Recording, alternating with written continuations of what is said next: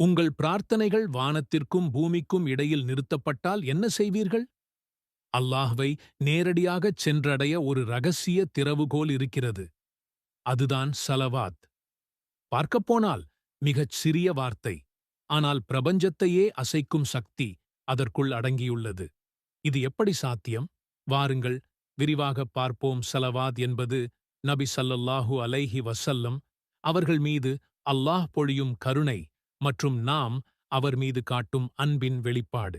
அல்லாஹும்ம ஸல்லி அலா முஹம்மத் என்ற இந்த சிறிய வாக்கியத்திற்குள் நம் வாழ்வின் போக்கையே மாற்றியமைக்கும் மாபெரும் சக்தி மறைந்துள்ளது. திருக்குரான் மிகத் தெளிவாகக் கூறுகிறது, நிச்சயமாக அல்லாஹ்வும் அவனுடைய மலக்குகளும் நபியின் மீது ஸலவாத் சொல்கிறார்கள். நம்பிக்கையாளர்களே, நீங்களும் அவர் மீது ஸலவாத் சொல்லி சலாம் கூறுங்கள். இது சாதாரண வேண்டுகோள் அல்ல, இது அல்லாஹ்வின் நேரடி ஆணை. நாம் ஒருமுறை ஸலவாத் சொல்லும்போது கோடிக்கணக்கான வானவர்கள் நம்முடன் சேர்ந்து ஆமீன் சொல்கிறார்கள். அவர்களே நமக்கு துணை நிற்கும்போது நமது நிலை எப்படி உயரும் என்று கற்பனை செய்து பாருங்கள்.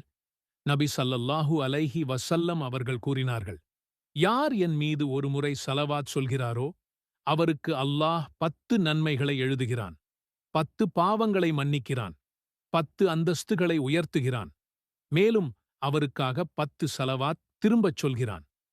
சுருக்கமாகச் சொன்னால், நன்மைகள் உங்கள் கணக்கில் பொக்கிஷமாய்ச் சேரும், பாவங்கள் இருந்த இடம் தெரியாமல் அழிக்கப்படும், சுவர்க்கத்தின் அந்தஸ்து உச்சத்தை நோக்கி உயரும்.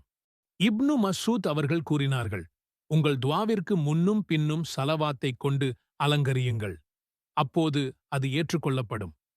நமது கவலைகளும் தேவைகளும் அல்லாஹ்விடம் மின்னல் வேகத்தில் சென்றடைய ஸலவாத் எனும் அதிவிரைவு அஞ்சல் அவசியம். இல்லையெனில் அது உரிய இடத்தை அடையாமல் நிராகரிக்கப்படலாம்.